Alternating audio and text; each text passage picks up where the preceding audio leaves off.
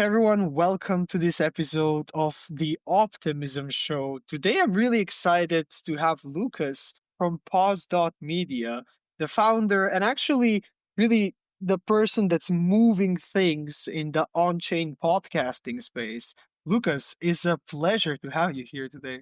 Yeah, thank you so much, Kris. I'm stoked to be here. And I'm really excited for this conversation, especially like how it ties into the series we are currently doing on the future of media. I know you're working on some awesome stuff with hmm Pods.Media and you had some recent updates. Would love to, like, before we dive into the actual details and the actual updates about what you're working on over here with podcasters, really curious, like, and also for our audience, why does it really matter to bring your podcast on chain, to bring your media on chain, and to actually explore those alternative avenues for now, which might become mainstream soon? Yeah, I mean, I think that there is kind of three reasons that we think about this and why you should bring your media on chain. And then there's kind of like a kitchen sink of benefits as well. The first one is by bringing it on chain, you effectively get a native monetization model out of the box, regardless of your audience size. So whether you have 10 people listening to this or a million people, you get the same opportunity to monetize your content as anyone else. And this is different from like Web2 or like the current state of media where largely monetization is gated to bigger creators. Like you have to have that audience of 10,000 people in order to land a brand deal so you can show their brand on your podcast and get paid and earn a living. And by bringing the media on chain, and there's two ways to do it today. One is the NFT. So people can mint your episode. You'll build a social graph of those fans and you'll be able to engage and reward them, which is kind of like the other reasons to do that, which we'll talk about in a second. But the other kind of way to do it, which Zora has kind of pioneered, is like coining it. So you can release it as an ERC20. People can trade that content based on the amount of attention that you're drawing to it, and you earn a portion of trading fees. I think both kind of have their trade-offs, and I think Zora's been doing really well on, the ERC20 front. But really the kind of the main through line is everyone gets this ability to monetize.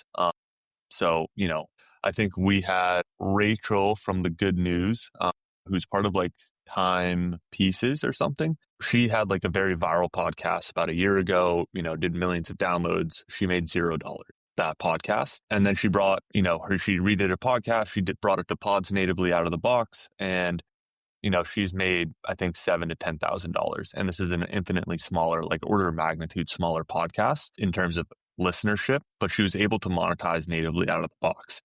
So I think that's one of the main reasons. And then beyond that is the social graph, right? And this happens no matter which way you're doing it, whether it's NFTs or coining, but the social graph of being able to understand the individuals behind your audience is kind of the big through line that's not necessarily possible or as realistic in Web 2. In the sense of if I release this episode, I see, wow, this got 10,000 downloads. Half of them were from the US, half of them were from other places in the world. I don't really have any understanding on the individuals behind the audience or who really loved this episode or whose life was changed by this episode. And what the NFTs or the coins or just bringing that media on chain allows you to do is it allows the fans to express their level of affinity for that specific piece of content in the sense of this, I really love this episode and I really want to own it. I'm going to mint 10 editions of it, or I'm going to buy $100 of it versus the normal 25 cents.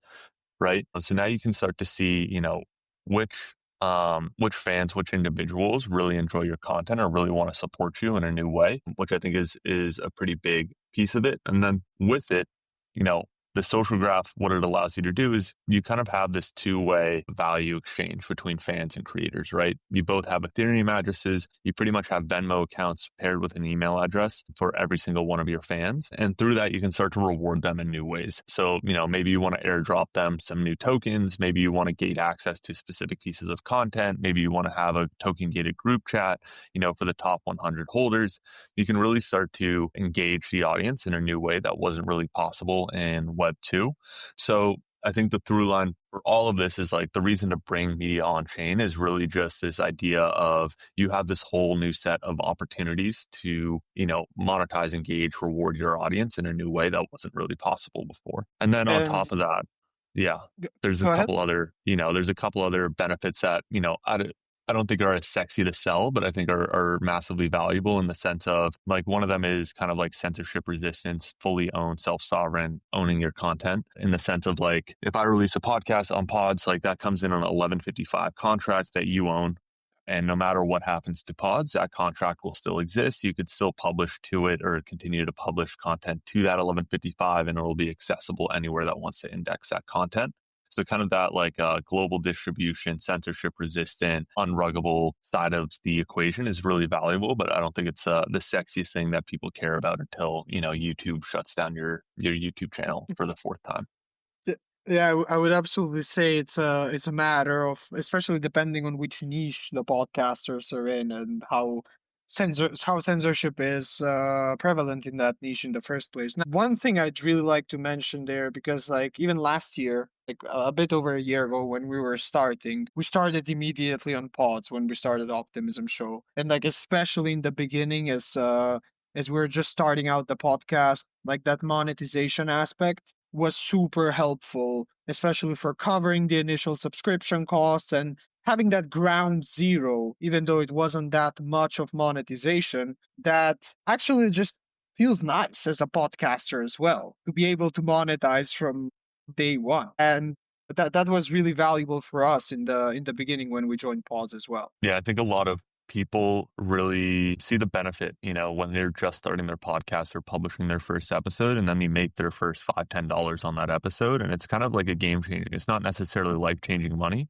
but it's the fact that that opportunity is there. I think is kind of just, it really opens people's eyes and be like, wow, this is actually something really interesting and really valuable for me as a content creator. Exactly. Like it really opens up the entire game pretty much. Yeah. So it helps keep the momentum up. And I'm really curious from your experience, especially like recently I noticed a lot of new podcasts, regardless if they're newer or existing, are joining pods as well. I'm really curious to hear your thoughts on how the on-chain podcasting space is moving, and maybe what are some gaps that you've noticed that are really frustrating traditional podcasters that right now are starting to get filled with Pods.Media and the on-chain media space in the first place?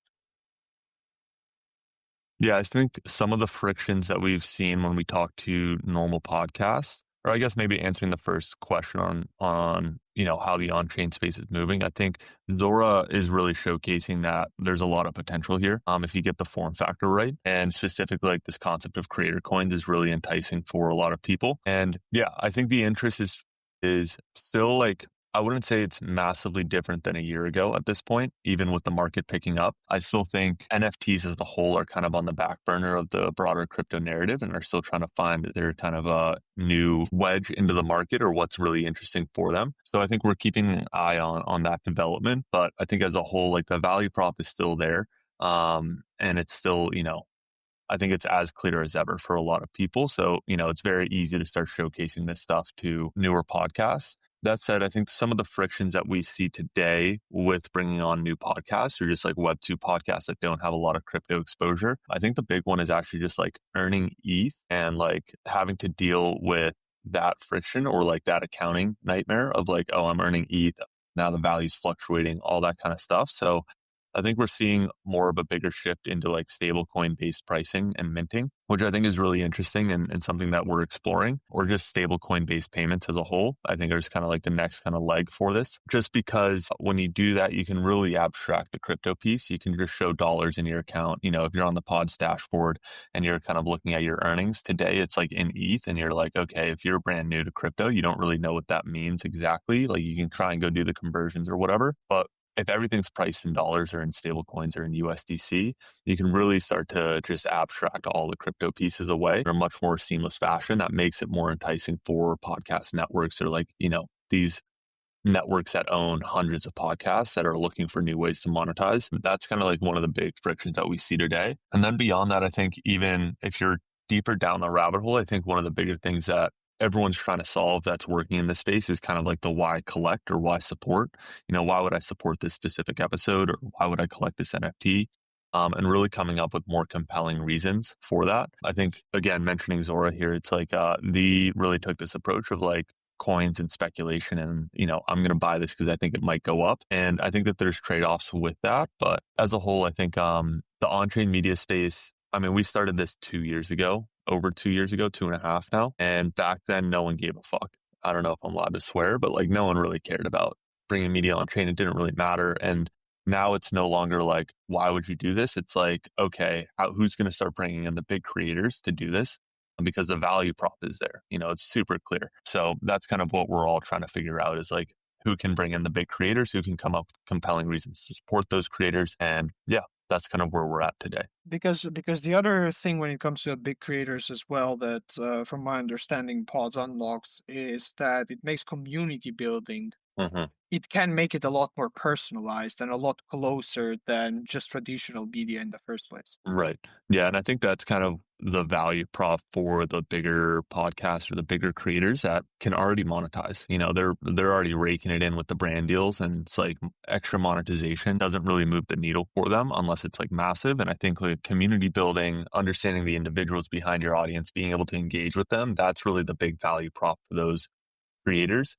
And then if you can, really add to the monetization, I don't know if like NFT minting can compete with like brand deals in that sense. Maybe if we're in peak 2021 bull market, NFT bull market, where, you release an NFT, you sell it out for $1 million, maybe that moves the needle. Yeah, I think the monetization side for larger creators will more act as like a tip jar. And the big value prop is the social graph and being able to engage with those people that are supporting you. Yeah, and it makes also perfect sense. But even from the monetization aspect, is as you mentioned in the example before, where the creator that had millions of streams on traditional platforms and didn't Mm-hmm. make anything actually managed to monetize a podcast that previously wasn't making anything on chain in the first place. So like it really can flip the script even for bigger creators when it comes to earning, I would suppose. Yeah, for sure. And I think the big unlock for that is like really answering the why collect and making sure like there is very clear reasons for people to come and support you so that you can have thousands of mints on an episode. I think that's one of the major differences or advantages for NFTs over coins is like the earning power for a creator is significantly larger in the sense of like if you mint an episode for $5 or, mint a couple editions and give that creator $5, they're going to get like $4 in return after the platform fees versus if you buy, $5 of that content coin, the creator's really earning like 5 cents, right? So a lot of that money isn't necessarily going back to the creator. That said, I think there's trade-offs for both sides. It's much more of a easier reason to sell, why buy this content coin? Oh, it might go up versus an NFT, which I think the markets are much more liquid for, and you don't know if there will ever be like that secondary market. I'm really curious because like this has been a conversation that has also showed up on other podcasts where when we're talking with media. Like obviously there's clear trade-offs between, for example, the creator coins that Zora is testing out and how you're approaching collectibles with NFTs with pods. But it seems like even the why collect or the creator coins, at least from the guests I spoke so far, and like from my perspective, they're kind of too crypto focused at the same time. So it's kind of hard, even as a creator, to explain to a more general audience why it really matters.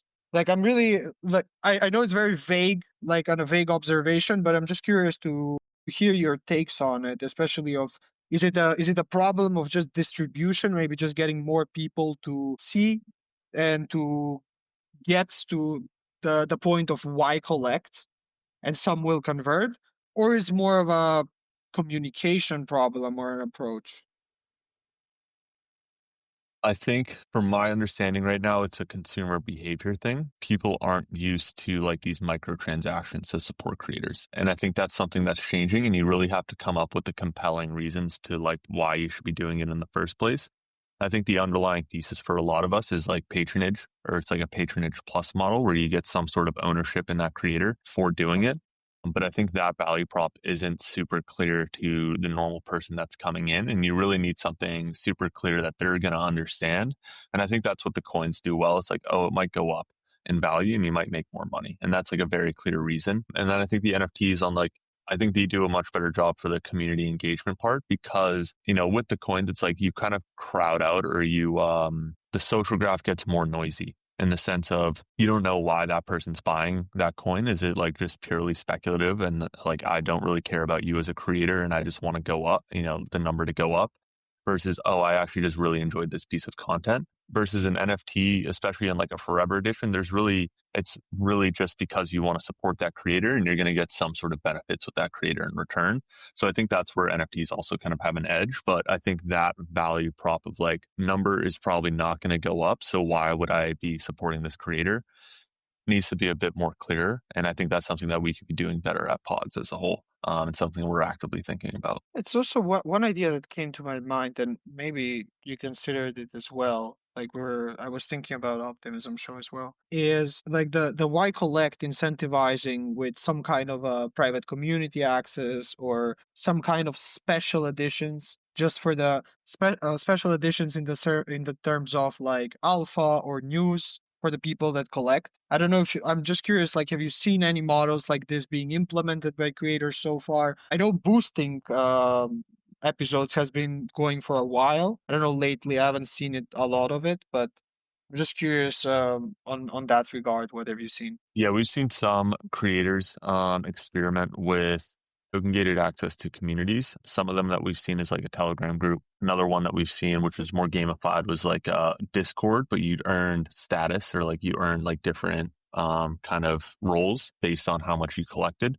And I do think that there's like definitely some value in that and that there's definitely some interesting experiments to do. I think the hard part with it is that you have to come up with a seamless integration for where the people are chatting, right? Are people going to like the easiest quote unquote solution would be building the chat feature natively on Pods, but like, are people going to come to Pods to come and chat with like their favorite podcast? Maybe. Or is it better to like have better integrations with a Discord or a Telegram or, or WhatsApp or something like that or whatever's possible?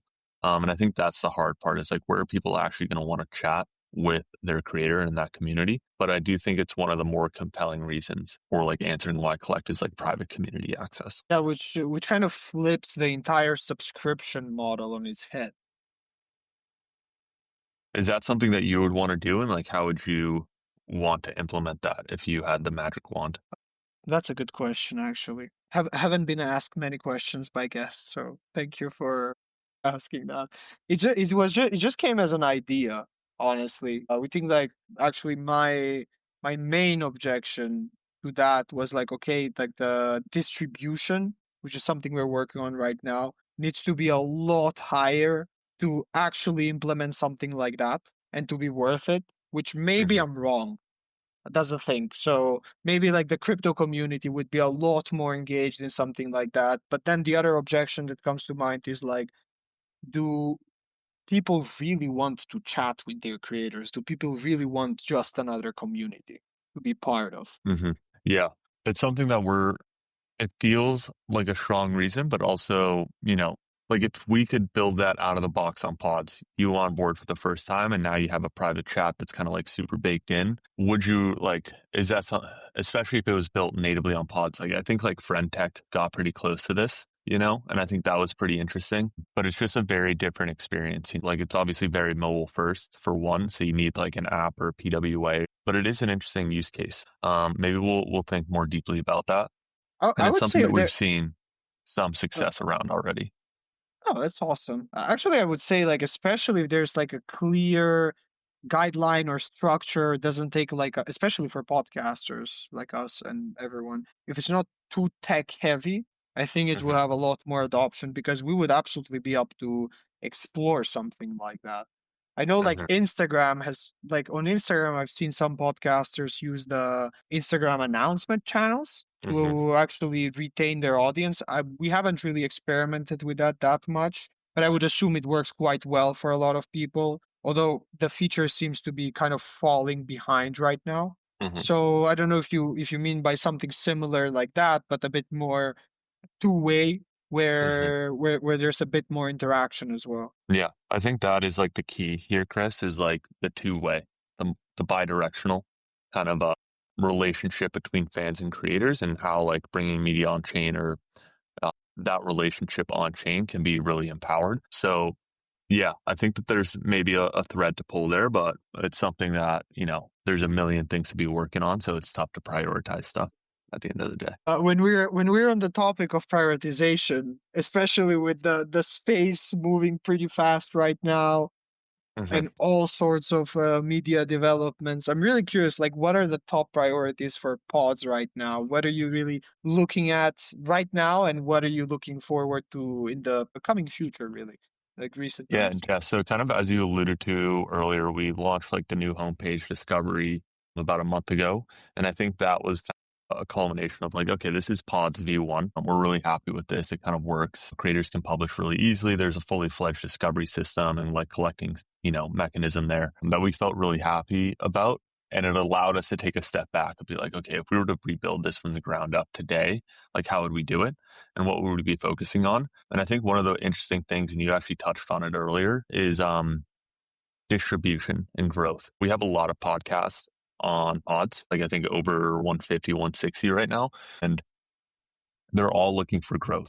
And I think what's interesting is that a lot of them would, if they have 100 listeners today, they would rather grow that listenership to 10,000 people rather than monetize $10 to $20 on every single episode. So really what we're trying to figure out is how can we leverage on-chain incentives or on-chain mechanisms to drive growth and new listenership and distribution to every podcast on pods. So that's kind of what we've been spending the past month on, and we're doing like internal testing around that right now. But that's been the main focus is like, how can we win on distribution? How can we win on growth? How can we help? What we realized too is we did a dozen calls with creators, and you're probably well aware of this. There's a million different tools that you're using before you publish your podcast, whether it's recording on Riverside, you got to edit, you got to, use your hosting provider. Maybe you're publishing on Chain to Pods, and then you kind of just publish, you put it out there. And then most creators are just like hands up. They're not really doing anything after that. So it's really like, what is the tool in that post publishing step that no one has today that can help drive growth? It's like, okay, I published my podcast. All right, now let's go and try and grow the audience. Let's try and grow the listenership. And that's kind of where we want to try and position this next phase of pods, or like this next kind of feature set, is around this growth and distribution. One thing that we've been really looking at these past few months, and so far has been working quite well, is bridging traditional audiences to on-chain. Like so far, like we got like 2.5x viewership in like the past 2 months just by like expanding distribution, like with AI on a Hmm. bunch of different platforms after publishing. So Hmm. kind of flipping of like, okay, let's not do more content. Let's do less content, more specific content, and then let's just spread it as much as we can. Yeah. Like that is something that so far is working quite well for us. Yeah. And I think like more explicitly, it's like, how do you grow a podcast in today's age? And it's really around this concept of clips and short form content and starting to push that on every single platform. And yeah, if I were to give you a hint, it's definitely in that arena of like, how can we start to leverage clips and bring on chain incentives to clips? Because also the other thing that we've been exploring there, you might have noticed it as well, is that sub accounts for traffic. I know Hmm. WAP is doing something similar. Yep. I haven't seen anything similar for the Web3 space, but WAP when the clipping platforms and like bringing views has I know it's working quite well for a lot of podcasters. Yeah. And having those in theory, having a bunch of sub accounts driving traffic could help in this day and age because there's so much noise that we kind of have to become part of the noise as well to Hmm. break through it. Yeah. You're hitting the nail on the head, Kris. And more explicitly, it's like if you could bring those content rewards from WAP and bring those payments on chain, like how would you do it? And like what would that look like? And that's definitely kind of the That's direction that we're going interesting. right now.